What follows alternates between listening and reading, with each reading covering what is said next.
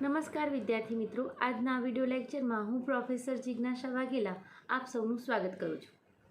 વિદ્યાર્થી મિત્રો, આજના વિડિયો લેક્ચરમાં આપણે રાષ્ટ્રીય આવકના વિવિધ ખ્યાલો વિશે જોઈશું. પ્રથમ છે કાચી રાષ્ટ્રીય પેદાશ. વિદ્યાર્થી મિત્રો, કાચી રાષ્ટ્રીય પેદાશ કે જેને કાચી રાષ્ટ્રીય આવક તરીકે પણ આપણે ઓળખીએ છીએ, તે ગ્રોસ નેશનલ પ્રોડક્ટ એટલે કે જીએનપી તરીકે પણ ઓળખાય છે. વિદ્યાર્થી મિત્રો, અહીંયા કાચી રાષ્ટ્રીય પેદાશ એટલે શું? તો કાચી રાષ્ટ્રીય પેદાશ એટલે રાષ્ટ્રના નાગરિકોએ વર્ષ દરમિયાન જે તૈયાર ચીજવસ્તુઓ અને સેવાઓનું ઉત્પાદન કર્યું છે તેના બજાર મૂલ્યોનો સરવાળો છે. એટલે કે જે તે વર્ષ દરમિયાન જે તે દેશના નાગરિકોએ, ફોર એક્ઝામ્પલ આપણે ભારતની વાત કરીએ તો ભારતના નાગરિકોએ વર્ષ દરમિયાન જે તૈયાર વસ્તુઓ અને સેવાઓનું ઉત્પાદન કર્યું છે તેના બજાર મૂલ્યોનો સરવાળો છે. એટલે કે અહીંયા એક બાબત એ ખાસ ધ્યાનમાં રાખવાની છે કે અહીંયા ફક્ત આપણે તૈયાર વસ્તુઓ અને સેવાઓને જ ગણતરીમાં ધ્યાનમાં લઈએ છીએ. સાથે સાથે એ બાબત પણ ખાસ ધ્યાનમાં રાખવાની કે અહીંયા રાષ્ટ્રના નાગરિક એટલે કે અહીંયા દેશનું નાગરિકત્વ હોવું મહત્ત્વનું છે. એટલે જો ભારતનો નાગરિક ભારતની અંદર ઉત્પાદન કરતો હોય અને એનો નિકાસ બહારના દેશની અંદર કરતો હોય, અથવા તો ભારતના નાગરિકે બહારના દેશની અંદર એટલે વિદેશની અંદર ઇન્વેસ્ટમેન્ટ મૂડીરોકાણ કર્યું હોય એના દ્વારા એને આવક મળતી હોય, અથવા તો ભારતનો નાગરિક હોય પણ વિદેશમાં રહીને ઉત્પાદન પ્રક્રિયામાં જોડાયેલો હોય, તો ત્યાં એ જે આવક સર્જન કરશે એ અહીંયા ભારતના કાચી રાષ્ટ્રીય પેદાશમાં સમાવેશ થાય છે. એટલે કે અહીંયા ખાસ એ ધ્યાનમાં રાખવાનું કે ભારતનો નાગરિક પછી એ ભારતની અંદર હોય કે ભારતની બહાર અને એ નાગરિકત્વ ભારતનું ધરાવતો હોય, તો અહીંયા એની દ્વારા જે તૈયાર ચીજવસ્તુઓનો સેવાઓનું ઉત્પાદન થયું છે એના બજાર મૂલ્યનો અહીંયા સમાવેશ કરવામાં આવશે. એટલે કે આ જે કાચી રાષ્ટ્રીય પેદાશ છે એ એક પ્રકારનું નાણાકીય માપ છે જે તૈયાર વસ્તુઓ અને સેવાઓનું ઉત્પાદન થયું છે એનું. એટલે કે વર્ષ દરમિયાન જેટલી પણ દેશની અંદર તૈયાર ચીજવસ્તુઓ જે છેવટે ડાયરેક્ટ વપરાશમાં આવવાની છે એવી વસ્તુઓ અને સેવાઓનું ઉત્પાદન થાય છે એની જે કહેવાય જથ્થાને જે તે વર્ષે બજારમાં જે પ્રવર્તમાન કિંમતો છે એની સાથે ગુણીને આ કાચી રાષ્ટ્રીય પેદાશ મેળવવામાં આવે છે. વિદ્યાર્થી મિત્રો, દરેક દેશ માટે કાચી રાષ્ટ્રીય પેદાશ જાણવી ખૂબ જ જરૂરી છે અને તેના આધારે દેશના વિકાસનો ખ્યાલ આવે છે. વિદ્યાર્થી મિત્રો, જ્યારે વર્ષમાં કન્ટિન્યુઅસ ચીજવસ્તુઓ અને સેવાઓના વપરાશ માટે મૂડી યંત્રો વપરાતા હોય છે ત્યારે એ મૂડી યંત્રોને એટલે કે મૂડી સાધનોને સતત ઉપયોગના કારણે ઘસારો લાગુ પડતો હોય છે. એટલે કે આ મૂડી સાધનો ઘસાય છે અને તેમનું મૂલ્ય ઘટે છે, તેમનું આયુષ્ય પણ ઘટે છે, જેને આપણે મૂડી ઘસારો કહીએ છીએ. માટે ચોખ્ખી રાષ્ટ્રીય પેદાશ જાણવામાં આવે છે અને આ ચોખ્ખી રાષ્ટ્રીય પેદાશ જાણવા માટે આપણે શું કરીએ છીએ તો કે દેશની જે કાચી રાષ્ટ્રીય પેદાશ છે એમાંથી વાર્ષિક મૂડી ઘસારો બાદ કરવામાં આવે તો આપણને ચોખ્ખી રાષ્ટ્રીય પેદાશ પ્રાપ્ત થાય છે. અહીંયા કાચી રાષ્ટ્રીય પેદાશમાંથી મૂડી ઘસારો બાદ કરવાની વાત છે. તો આ મૂડી ઘસારો હજી પણ હું તમને ક્લિયર કન્સેપ્ટ કરાવી દઉં કે ધારો કે કોઈ એક મૂડી યંત્ર છે, મૂડી સાધન છે કે જેના દ્વારા વસ્તુને ઉત્પાદન થાય છે. એ યંત્ર જ્યારે નવું લીધું ત્યારે એની કિંમત ધારો કે 10,000 રૂપિયા હતી અને એનું આયુષ્ય સરેરાશ આયુષ્ય 10 વર્ષ હતું. તો 10 વર્ષ સુધી એ યંત્ર જેમ જેમ તમે વર્ષે વાપરશો તેમ તેમ એ યંત્રને ઘસારો લાગુ પડશે અને ધારો કે એ યંત્રને દર વર્ષે 1,000 રૂપિયા જેટલો મૂડી ઘસારો લાગુ પડે છે. આ મૂડી ઘસારો એટલે કે એ યંત્રને વાપર્યું, ઉપયોગ કર્યો એટલે એને મેન્ટેનન્સ કરાવવું પડે, સર્વિસ કરાવવું પડે, રિપેરિંગ કરાવવું પડે. તો એની પાછળ જે ખર્ચ થાય છે તે, અને આના કારણે યંત્રનું જે આયુષ્ય છે એ જેમ જેમ વર્ષ પસાર થશે એમ એમ ઘટતું જાય છે અને એના કારણે અહીંયા આપણે ચોખ્ખી રાષ્ટ્રીય પેદાશ મેળવવા માટે આ મૂડી ઘસારો કાચી રાષ્ટ્રીય પેદાશમાંથી બાદ કરીએ છીએ. એને સૂત્રમાં રજૂ કરવું હોય તો આપણે કહી શકીએ કે NNP એટલે કે નેટ નેશનલ પ્રોડક્ટ બરાબર GNP માઇનસ D. અહીંયા GNP એટલે gross national product minus D એટલે ડિપ્રિસિએશન એટલે કે ઘસારો.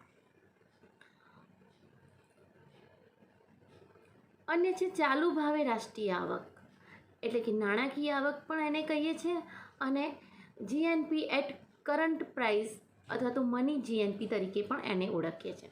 વિદ્યાર્થી મિત્રો, કાચી રાષ્ટ્રીય પેદાશ કે રાષ્ટ્રીય આવક માપવા માટે આપણે ભૌતિક ઉત્પાદનને બજાર કિંમતો વડે ગુણવું પડે છે.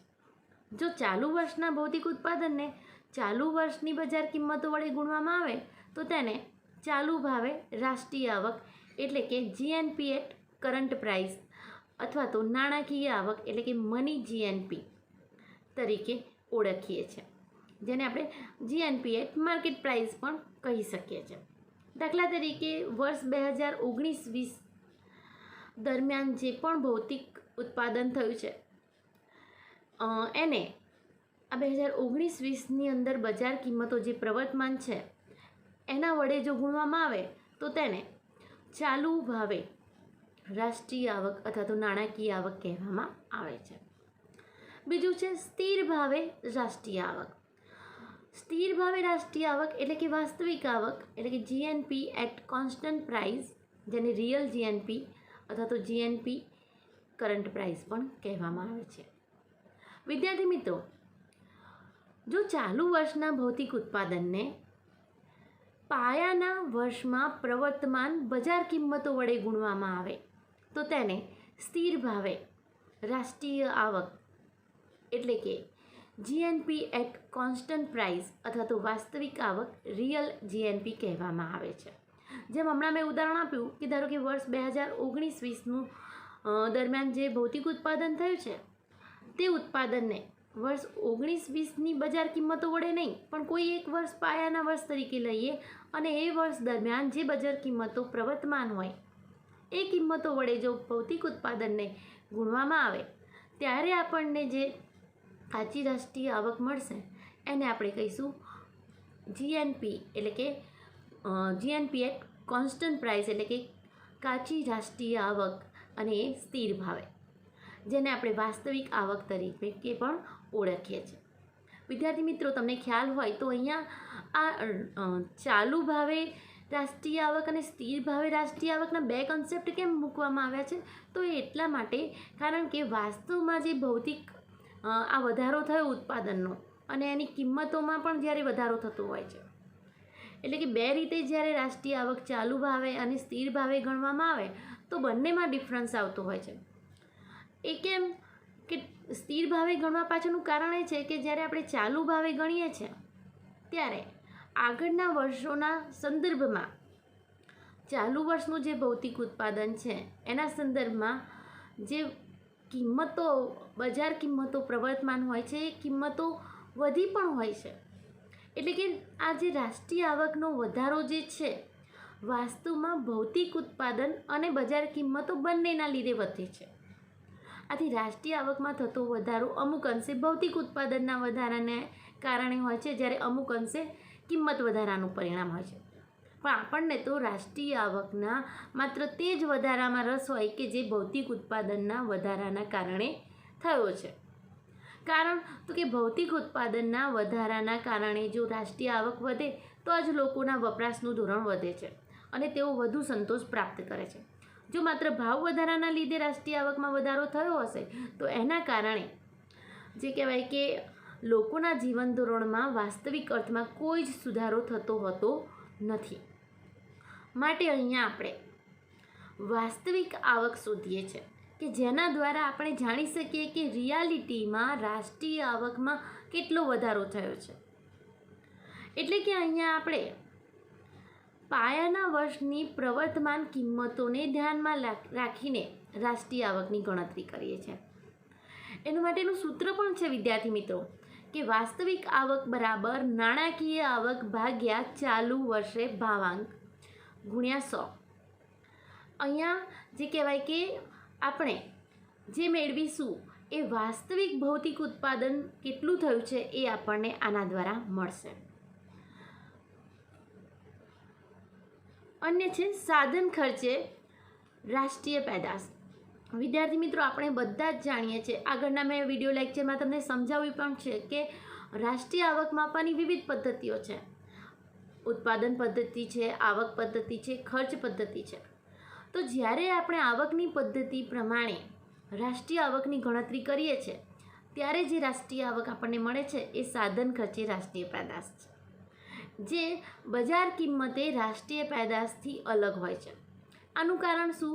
તો આનું કારણ એ છે કે અહીંયા સાધન ખર્ચે કાચી રાષ્ટ્રીય પેદાશ એટલે કે આવકની પદ્ધતિમાં ઉત્પાદન પ્રક્રિયામાં જે ઉત્પાદનના સાધનો કામે લાગ્યા છે એ સાધનોને સાધન માલિક તરીકે જે આવક મળે છે એ આવકોનો સરવાળો કરવામાં આવે છે.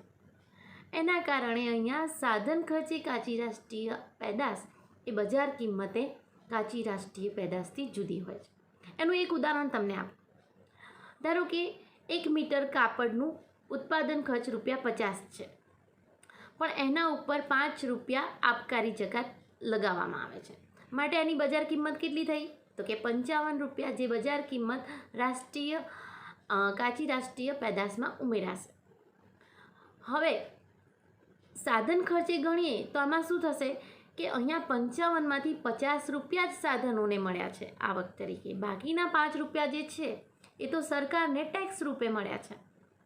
માટે અહીંયા સાધન ખર્ચે જે રાષ્ટ્રીય પેદાશ થશે તો ₹50 થઈ. બજાર કિંમતે તો કે ₹55. એટલે કે આ બંનેમાં તફાવત જોવા મળે છે. કારણ કે અહીંયા ₹50 એ સાધન માલિકો વચ્ચે ભાડું, વેતન, વ્યાજ અને નફાના સ્વરૂપમાં વહેંચાય છે. માટે સાધન ખર્ચે રાષ્ટ્રીય પેદાશ મેળવવી હોય આપણે તો બજાર કિંમતે ગણવામાં આવેલી રાષ્ટ્રીય પેદાશમાંથી એટલે કે વસ્તુવેરા એટલે કે વેચાણ વેરો, આબકારી જકાત, આયાત જકાતની રકમ બાદ કરવામાં આવે છે. અને એનાથી વિરુદ્ધ ઉત્પાદકોને ઘણી વખતે સરકાર તરફથી સબસિડી મળતી હોય છે, ત્યારે વસ્તુઓ અને સેવાઓની બજાર કિંમત સાધન ખર્ચથી ઓછી હોય છે, કારણ કે એ વખતે સરકારે સબસિડી આપી છે. માટે એને સાધનના આવક તરીકે એને ત્યાં આપવામાં આવતી નથી, એટલે એ ત્યાં ગણવામાં આવતી નથી. માટે વિદ્યાર્થી મિત્રો અહીંયા જુઓ, સાધન ખર્ચે કાચી રાષ્ટ્રીય પેદાશ મેળવવાનું સૂત્ર છે બજાર કિંમતે રાષ્ટ્રીય પેદાશ માઇનસ વસ્તુવેરા એટલે કે પરોક્ષ વેરા. તો કે કયા? તો કે વેચાણ વેરો, આબકારી જકાત, આયાત જકાત અને જે બી સરકારે વેરા નાખ્યા હોય એ બાદ કરવામાં આવે છે. અને સરકાર તરફથી જે પણ સબસિડીઝ મળ્યું હોય ઉત્પાદન ક્ષેત્રમાં એ એમાં એડ કરવામાં આવે છે, જેનું સૂત્ર છે GNP at factor cost is equal to GNP at market price minus indirect tax plus subsidies. હવે બજાર કિંમતે રાષ્ટ્રીય પેદાશ મેળવવી હોય તો એ પણ આપણે સાધન ખર્ચે કાચી રાષ્ટ્રીય પેદાશમાંથી મેળવી શકીએ છીએ. તો કે કેવી રીતે? તો કે સાધન ખર્ચે જે કાચી રાષ્ટ્રીય પેદાશ મેળવી છે એની અંદર આ વસ્તુવેરા એટલે કે પરોક્ષ વેરા એટલે કે વેચાણ વેરો, આબકારી જકાત, આયાત જકાત એ એમાં ઉમેરવાના અને સરકારે જે સબસિડીઝ આપી હતી ઉત્પાદન ક્ષેત્રને ઉત્પાદન માટે એ એમાંથી બાદ કરી દેવાની. તો આપણને બજાર કિંમતે રાષ્ટ્રીય પેદાશ મળે છે. જેને સૂત્રમાં રજૂ કરવું હોય તો આપણે કહી શકીએ કે GNP at market price is equal to GNP at factor cost plus indirect tax minus subsidies. આ સૂત્ર મુજબ પણ આપણે રાષ્ટ્રીય આવક મેળવી શકીએ છીએ. હવે આપણે જોઈએ કે મૂડી ઘસારો તો દરેક ઉત્પાદન પ્રક્રિયામાં લાગવાનો છે ઉત્પાદન પદ્ધતિમાં. માટે અહીંયા પણ આપણે ચોખ્ખી રાષ્ટ્રીય પેદાશ મેળવીએ છીએ સાધન ખર્ચે. એટલે કે સાધન ખર્ચે ચોખ્ખી રાષ્ટ્રીય પેદાશ મેળવવા માટે આપણે કાચી રાષ્ટ્રીય પેદાશ જે છે એમાંથી મૂડી ઘસારો બાદ કરીએ છીએ. એટલે કે net national product at factor cost is equal to gross national product at factor cost minus depreciation. એટલે કે અહીંયા કાચી રાષ્ટ્રીય પેદાશ જે સાધન ખર્ચે આપણે માપી છે અથવા તો મેળવી છે એમાંથી મૂડી ઘસારો બાદ કરીશું તો આપણને સાધન ખર્ચે ચોખ્ખી રાષ્ટ્રીય પેદાશ પ્રાપ્ત થશે. અને છે કાચી આંતરિક પેદાશ. વિદ્યાર્થી મિત્રો, તમે ઘણી વખતે નામ સાંભળ્યું હશે GDP એટલે કે કાચી આંતરિક પેદાશ, જેને ઇંગ્લિશમાં કહેવામાં આવે છે ગ્રોસ ડોમેસ્ટિક પ્રોડક્ટ. અહીંયા બે શબ્દો તમને કન્ફ્યુઝ કરશે અથવા તો કરતા પણ હશે કે કાચી આંતરિક પેદાશ એટલે કે GDP અને કાચી રાષ્ટ્રીય પેદાશ એટલે કે GNP એ બંને સેમ છે? તો ના, વિદ્યાર્થી મિત્રો, આ બંને સેમ સરખા નથી, બંને વચ્ચે તફાવત છે, બહુ મોટો તફાવત છે. કાચી આંતરિક પેદાશ એ આંતરિક ઉત્પાદન છે, એટલે કે રાષ્ટ્રની સરહદોમાં દેશી અને વિદેશી નાગરિકોએ વર્ષ દરમિયાન તૈયાર કરેલા અથવા તો વર્ષ દરમિયાન કરેલા ઉત્પાદનના મૂલ્યનો સરવાળો છે. જ્યારે જે કહેવાય કે કાચી રાષ્ટ્રીય પેદાશ એ તો ફક્ત રાષ્ટ્રના નાગરિકોએ વર્ષ દરમિયાન તૈયાર ચીજવસ્તુઓ અને સેવાઓનું જે ઉત્પાદન કર્યું છે એના બજાર મૂલ્યોનો સરવાળો છે. અહીંયા આપણે તફાવત ક્લિયરલી દેખી શકીએ છીએ કે અહીંયા કાચી આંતરિક પેદાશની અંદર દેશના નાગરિકોએ રાષ્ટ્રની સરહદોમાં ઉત્પાદન કર્યું છે કે સરહદોની બહાર વિદેશોની ધરતી પર, તે બાબત અહીં મહત્ત્વની નથી, તેમની નાગરિકતા મહત્ત્વની છે. એટલે કે અહીંયા કાચી રાષ્ટ્રીય પેદાશમાં દેશનું નાગરિક જે છે એની નાગરિકતા મહત્ત્વનું છે અને એના દ્વારા જે ઉત્પાદન થાય છે એની ગણતરી કાચી રાષ્ટ્રીય પેદાશમાં કરવામાં આવે છે. જ્યારે કાચી આંતરિક પેદાશમાં તો કે અહીંયા રાષ્ટ્રની સરહદોમાં દેશી અને વિદેશી નાગરિકોએ વર્ષ દરમિયાન કરેલા ઉત્પાદનના મૂલ્યનો સરવાળો છે. એટલે કે ભારતની વાત કરીએ, ધારો કે તો ભારતની અંદર વિદેશના કોઈ નાગરિકો રહેતા હોય, એ કોઈ ઉત્પાદન પ્રવૃત્તિમાં જોડાયેલા હોય, અથવા તો ભારતની અંદર કોઈ બહારના વિદેશી લોકોએ ઇન્વેસ્ટમેન્ટ કર્યું હોય અને એના દ્વારા આવક સર્જન થતું હોય, તો એ પણ અહીંયા ગણતરીમાં લેવામાં આવે છે. એટલે કે અહીંયા જે કહેવાય કે દેશની સરહદની અંદર જે પણ ઉત્પાદન થતું હોય, દેશનો નાગરિક હોય કે ના હોય, એની પાસે નાગરિકત્વ હોય કે ના હોય, પણ જો એને દેશના અંદર ઉત્પાદન કર્યું હોય વસ્તુને સેવાનું, તો એને અહીંયા ગણતરીમાં લેવામાં આવે છે. અહીંયા નાગરિકત્વ હોવું મહત્ત્વનું નથી. દેશની અંદર ટોટલ ઉત્પાદન કેટલું થયું છે બધા જ નાગરિકો દ્વારા, બધા જ વ્યક્તિઓ દ્વારા, ભલે એ દેશનો હોય કે ના હોય, એ મહત્ત્વનું છે. વિદ્યાર્થી મિત્રો, બીજી વસ્તુ એ અહીંયા એ ખાસ ધ્યાનમાં રાખવાની કે અહીંયા દેશની સરહદની અંદરનું જ ઉત્પાદન ધ્યાનમાં લેવાનું, દેશની સરહદની બહારનું ઉત્પાદન ધ્યાનમાં લેવામાં આવતું નથી. કાચી રાષ્ટ્રીય પેદાશ મેળવવા માટે આપણે કાચી આંતરિક પેદાશમાંથી દેશની અંદર રહેતા વિદેશી નાગરિકો અને પેઢીઓનું ઉત્પાદન કે આવક બાદ કરવામાં આવે છે અને વિદેશોની ધરતી પર દેશના નાગરિકો તથા પેઢીઓએ ઉત્પાદન કે રોકાણ દ્વારા મેળવેલી આવક ઉમેરવામાં આવે છે. એટલે દાખલા તરીકે વાત કરીએ તો ભારતના નાગરિકો વિદેશોમાં રોકાણ કરીને કે વસ્તુઓ અને સેવાઓની નિકાસ કરીને જે આવક મેળવે છે, તો બીજી તરફ વિદેશી નાગરિકો ભારતમાં રોકાણ કરીને ભારતમાં વસ્તુઓ અને સેવાઓ વેચીને જે આવક લઈ જાય છે, એટલે કે એક બાજુએ આવક ઉમેરાય છે અને બીજી બાજુએ આવક બાદ થાય છે. આ બંનેનો તફાવત જે કહેવાય કે આપણે એને કહીએ છીએ કે વિદેશોમાંથી આવતી ચોખ્ખી સાધન આવક કહેવાય છે, અને આ તફાવત કાચી આંતરિક પેદાશમાં ઉમેરીને આપણે કાચી રાષ્ટ્રીય પેદાશ મેળવી શકીએ છીએ. એના માટેનું સૂત્ર પણ છે જે સ્ક્રીન પર દેખાય છે કે કાચી રાષ્ટ્રીય પેદાશ બરાબર કાચી આંતરિક પેદાશ પ્લસ વિદેશમાંથી આવતી ચોખ્ખી સાધન આવક. અહીંયા મેં જેમ કહ્યું એમ વિદેશમાંથી આવતી ચોખ્ખી સાધન આવક એટલે ભારતના નાગરિકોએ જે વસ્તુઓની નિકાસ અને આયાત કરી છે એ, અને સામે બાજુ વિદેશના નાગરિકોએ જે આયાત અને નિકાસ કરી છે, એ બંનેનું જે કહેવાય કે બંને સાઈડ એક બાજુ આવક ઉમેરીને બીજી બાજુ આવક બાદ કરીને જે આપણને ચોખ્ખી સાધન આવક મળશે એ અહીંયા ધ્યાનમાં લેવામાં આવે છે. અહીંયા એને સૂત્રમાં રજૂ કરવું હોય તો GNP at market price is equal to GDP at market price plus NFIA. અહીંયા NFIA એટલે net factor income from abroad, એટલે કે વિદેશમાંથી આવતી ચોખ્ખી સાધન આવક. સેમ એ જ રીતે આપણે કાચી રાષ્ટ્રીય પેદાશમાંથી પણ કાચી આંતરિક પેદાશ શોધી શકીએ છીએ. એની માટેનું ઇક્વેશન કે સૂત્ર છે કાચી રાષ્ટ્રીય પેદાશ માઇનસ વિદેશમાંથી આવતી ચોખ્ખી સાધન આવક, જેને ઇક્વેશનમાં મૂકીએ તો gross domestic product at market price is equal to gross national product at market price minus જે કહેવાય કે NFIA એટલે કે net factor income from abroad. વિદ્યાર્થી મિત્રો, જેમ આપણે ચોખ્ખી રાષ્ટ્રીય પેદાશ મેળવતા હતા, સેમ અહીંયા પણ આપણે ચોખ્ખી આંતરિક પેદાશ મેળવીએ છીએ. એટલે કે વર્ષ દરમિયાન જે પણ ઉત્પાદન કાર્યમાં લાગેલા મૂડી સાધનો છે એને જે ઘસારો લાગે છે વર્ષ દરમિયાન એને અહીંયા આપણે બાદ કરીએ છીએ અને એમાંથી આપણે ચોખ્ખી આંતરિક પેદાશ મેળવીએ છીએ.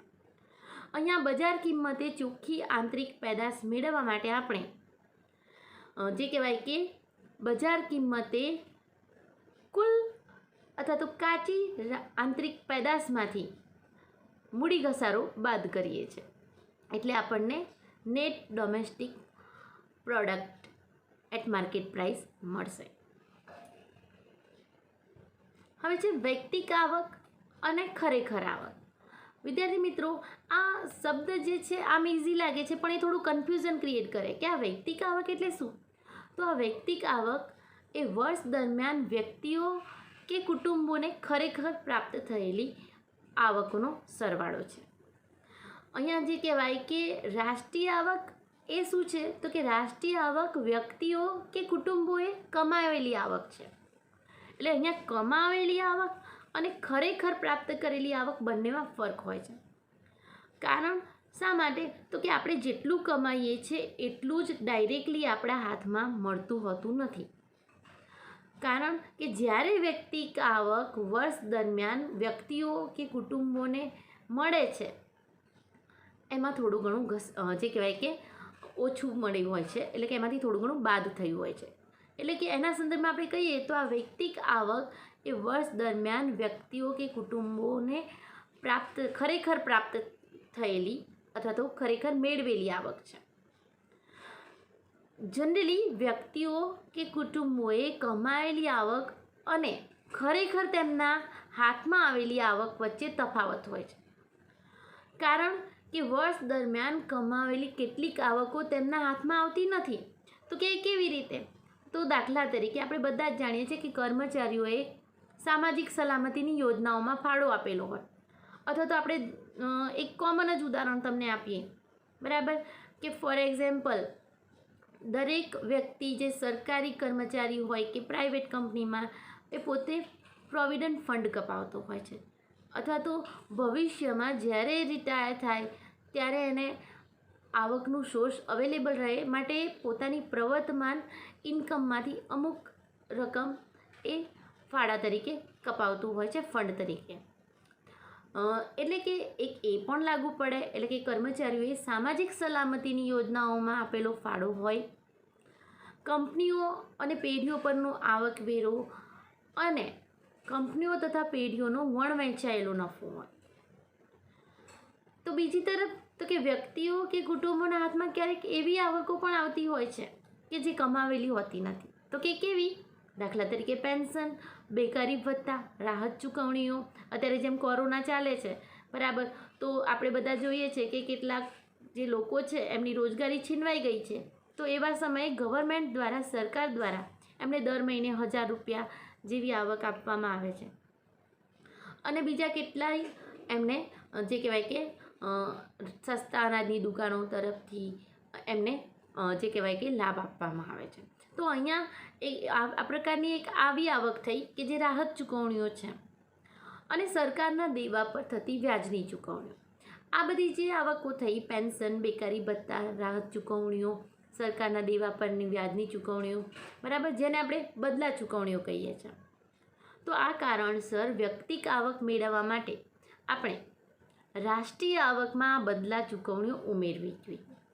એટલે કે જ્યારે રાષ્ટ્રીય આવકમાં બદલા ચૂકવણીઓ ઉમેરવામાં આવે છે, જ્યારે સામાજિક સલામતીની યોજનાઓમાં આપેલા ફાળા કંપનીઓ અને જે કહેવાય કે પેઢીઓ અને કંપનીઓનો વહેંચાયેલો નફો એ બાદ કરીએ ત્યારે આપણને જે કહેવાય કે વ્યક્તિક આવક મળે છે. વિદ્યાર્થી મિત્રો, અહીંયા જુઓ, સ્ક્રીન ઉપર મેં એની માટેનું સૂત્ર પણ રજૂ કર્યું છે કે વ્યક્તિક આવક આપણે શોધવી હોય તો તો કેવી રીતે શોધીએ? તો કે વ્યક્તિક આવક બરાબર રાષ્ટ્રીય આવક વત્તા બદલા ચૂકવણીઓ, જે મેં કહ્યું એમ કે બદલા ચૂકવણીઓ એટલે પેન્શન, બેકારી ભત્તા, રાહત ચૂકવણીઓ, બરાબર, અને અન્ય પણ જે કહેવાય કે સરકારે જે દેવા કર્યા હોય એની પર જે વ્યાજ ચૂકવતી હોય એ બધું એમાંથી જે કહેવાય કે એડ કરવામાં આવે છે. સાથે સાથે સામાજિક સલામતીની યોજનાઓમાં આપેલા ફાળા, કંપની વેરો, વણવેચાયેલો નફો એ બધું એમાં માઇનસ કરવામાં આવે છે, ત્યારે આપણને વ્યક્તિક આવક પ્રાપ્ત થાય છે. એટલે કે આ બધા કારણોસર વ્યક્તિની જે કહેવાય કે વ્યક્તિક આવક છે એ રાષ્ટ્રીય આવકથી હંમેશા ઓછી જોવા મળે છે. વિદ્યાર્થી મિત્રો, અહીંયા જે કહેવાય કે હવે આપણે બીજી જોઈએ ખર્ચવાપાત્ર આવક. વિદ્યાર્થી મિત્રો, અહીંયા ખર્ચવાપાત્ર આવક એટલે તો કે વ્યક્તિક આવકનો તે હિસ્સો જે વ્યક્તિઓ કે કુટુંબોને ખર્ચવા માટે ઉપલબ્ધ બને છે. એટલે કે ખરેખર પ્રાપ્ત થયેલી હોય, બરાબર, એમ છતાં એના જ્યારે ખર્ચવા માટે મળે ત્યારે એમાં ઓછું મળતું હોય છે. તો કે કેમ એ આપણે જોઈએ. કારણ કે જનરલી ખર્ચવાપાત્ર આવક એટલે વ્યક્તિક આવકનો તે હિસ્સો જે વ્યક્તિઓ કે કુટુંબોને પોતે જે જરૂરિયાતો ધરાવે છે એ જરૂરિયાતોના સંદર્ભમાં વસ્તુઓ અને સેવાઓ ખરીદવા માટે ઉપલબ્ધ બને છે. તો કે આ ખર્ચવાપાત્ર આવક વ્યક્તિક આવકથી ઓછી હોય છે. તો કે એનું કારણ શું? તો કે કારણ એ કે વ્યક્તિક આવકમાંથી કેટલોક હિસ્સો કરવેરા પેટે સરકારને ચૂકવવામાં આવે છે. એટલે કે કરવેરા એટલે ધારો કે અહીંયા વ્યક્તિ હોય તો એની પર આવકવેરો લાગુ પડેલો હોય, વ્યક્તિ કે કુટુંબ હોય તો આવકવેરો લાગુ પડેલો હોય, મિલકત વેરો લાગુ પડેલો હોય, સંપત્તિ વેરો લાગુ પડેલો હોય છે, અને એના સંદર્ભમાં એને આવકવેરો, મિલકત વેરો, સંપત્તિ વેરો ચૂકવવો પડે છે એની વ્યક્તિક આવકમાંથી. માટે એને વ્યક્તિક આવક કરતાં હંમેશા ખર્ચવાપાત્ર આવક ઓછી મળતી હશે. એના માટેનું સૂત્ર પણ છે કે ખર્ચવાપાત્ર આવક તમારે શોધવી હોય તો કેવી રીતે શોધી શકો? તો કે વ્યક્તિક આવક માઇનસ વ્યક્તિગત વેરા. વ્યક્તિગત વેરા એટલે જેમ મેં કહ્યું એમ આવકવેરા, મિલકત વેરા, સંપત્તિ વેરા. વિદ્યાર્થી મિત્રો, તમને ખ્યાલ હોય તો આ જે ખર્ચવાપાત્ર આવક છે એ બે વિભાગમાં વહેંચાતી હોય છે. આપણી પાસે જ્યારે ઇન્કમ આવે ખર્ચવા લાયક, બરાબર, આપણા હાથમાં જ્યારે જે ઇન્કમ આવે છે એ આવક આપણે વિવિધ પ્રકારની આપણી જે જરૂરિયાતો છે એના સંદર્ભમાં વિવિધ વસ્તુઓ અને સેવાઓ ખરીદવા માટે વાપરીએ છીએ, અને એમાંનો કેટલોક હિસ્સો બચત પણ કરીએ છીએ. એટલે કે અહીંયા ખર્ચવાપાત્ર આવક એ વપરાશી ખર્ચ અને બચત એ બંનેમાં વહેંચાઈ જાય છે. હવે જોઈએ કાચી આંતરિક પેદાશનું સંકોચક એટલે કે જીડીપી ડિફ્લેક્ટર, બરાબર, જીડીપી ડિફ્લેટર. અહીંયા જે કહેવાય કે આ કાચી આંતરિક પેદાશનું સંકોચક એટલે શું? તો કે દેશમાં ઉત્પન્ન થયેલી તમામ નવી આખરી વસ્તુઓ એટલે કે છેવટની વસ્તુઓના અને સેવાઓના સ્તરનું આ માપ છે. આમ કાચી આંતરિક પેદાશનું સંકોચક એ કોઈ દેશમાં કુલ આંતરિક ઉત્પાદનની વર્તમાન સ્થિતિ શું છે તે સારી રીતે દર્શાવે છે. એ દ્રષ્ટિએ એમ કહી શકાય કે દેશના અર્થતંત્રની વર્તમાન સ્થિતિ મજબૂત છે કે નબળી છે તેની આ સંકોચક પરથી ખબર પડે છે. કારણ કે એમાં તદ્દન નવી વસ્તુઓ કે સેવાઓને પણ ધ્યાનમાં લેવામાં આવે છે જે અર્થતંત્રમાં અગાઉ ઉત્પન્ન થતી જ નહોતી. એ દ્રષ્ટિએ અહીંયા ગ્રાહકના ભાવાંક કરતાં આ સંકોચક ફુગાવાનું વધારે સાચું સ્વરૂપ સમજાવે છે. કારણ તો કે ગ્રાહક ભાવાંકમાં તો અમુક નિશ્ચિત કિંમતોના જ ભાવોને ધ્યાનમાં લેવામાં આવે છે, નવી વસ્તુઓ અને સેવાઓના ભાવને નહીં. આમ ગ્રાહકોની વપરાશની તરાહમાં જે ફેરફારો થાય છે અથવા તો ગ્રાહકોની જે વપરાશની પેટર્ન જે બદલાય છે અથવા તો અર્થતંત્રમાં જે નવી વસ્તુઓ અને સેવાઓનું ઉત્પાદન થાય છે એ આપોઆપ જ આ જીડીપી સંકોચકમાં પ્રતિબિંબિત થાય છે. આ જીડીપી સંકોચકને દેશના અર્થતંત્રના સામાન્ય ફુગાવાના માપ તરીકે જોઈ શકાય. એટલે કે એના આધારે આપણને દેશની વર્તમાન સિચ્યુએશન શું છે, સ્થિતિ શું છે એનો ખ્યાલ આવે છે. આ કાચી આંતરિક પેદાશનો સંકોચક એટલે કે જીડીપીનો સંકોચક મેળવવો હોય તો એના માટેનું સૂત્ર છે સામાન્ય જીડીપી ભાગ્યા વાસ્તવિક જીડીપી ગુણ્યા 100. અહીંયા સામાન્ય જીડીપી એટલે તો કે બજાર ભાવે જીડીપી એટલે કે બજાર ભાવે ગ્રોસ ડોમેસ્ટિક પ્રોડક્ટ ભાગ્યા કોન્સ્ટન્ટ પ્રાઇઝે એટલે કે સ્થિર ભાવે કાચી અથવા તો ગ્રોસ ડોમેસ્ટિક પ્રોડક્ટ કાચી રાષ્ટ્રીય પેદાશ. બરાબર. અહીંયા જે કહેવાય કે અહીંયા આના સંદર્ભમાં આપણે ફરીથી હું તમને સમજાવી દઉં કે કાચી આંતરિક પેદાશનો સંકોચક આપણે શોધવો હોય તો આપણે શું કરવાનું તો કે સામાન્ય જીડીપી ભાગ્યા વાસ્તવિક જીડીપી ગુણ્યા 100. અહીંયા સામાન્ય જીડીપી એટલે બજાર ભાવે ગ્રોસ ડોમેસ્ટિક પ્રોડક્ટ એટલે એના સંદર્ભમાં આપણે એમ પણ કહી શકીએ એક એ લઈશું અને બીજી બાજુ લઈશું વાસ્તવિક જીડીપી એટલે કે સ્થિર ભાવે ગ્રોસ ડોમેસ્ટિક પ્રોડક્ટ એટલે કે કાચી આંતરિક પેદાશ. એને પછી આપણે 100 વડે ગુણી દઈશું તો આપણને જે કહેવાય કે જે તે વાસ્તવિક આવક છે જે તે વર્ષની એ આપણને મળી જશે. ક્લિયર વિદ્યાર્થી મિત્રો, આજે આપણે રાષ્ટ્રીય આવકના વિવિધ ખ્યાલો વિશે જોયું. વિદ્યાર્થી મિત્રો, આ બધા જ શબ્દો, આ બધા જ ખ્યાલો અર્થતંત્રની અંદર રોજે રોજ આપણને સાંભળવા મળતા હોય છે, પણ ક્યારેક એની અંદર થોડો ખ્યાલ ઓછો હોવાના કારણે કે સમજૂતી પૂરતી ન હોવાના કારણે આપણને સમજાતું હોતું નથી. વિદ્યાર્થી મિત્રો, આજે મેં તમને આ રાષ્ટ્રીય આવકના વિવિધ ખ્યાલો સમજાવ્યા છે. તમે એને સમજવા માટે પ્રયત્ન કરજો. આશા રાખું છું કે આપને આ રાષ્ટ્રીય આવકના વિવિધ ખ્યાલો સમજાયા હશે. ફરીથી મળીશું નવા વિડીયો સાથે. અને આપને આ મારો વિડીયો પસંદ આવે તો અન્ય વિદ્યાર્થીઓ સાથે શેર કરજો, લાઈક કરજો અને મારી ચેનલને સબસ્ક્રાઈબ કરજો. થેન્ક યુ વિદ્યાર્થી.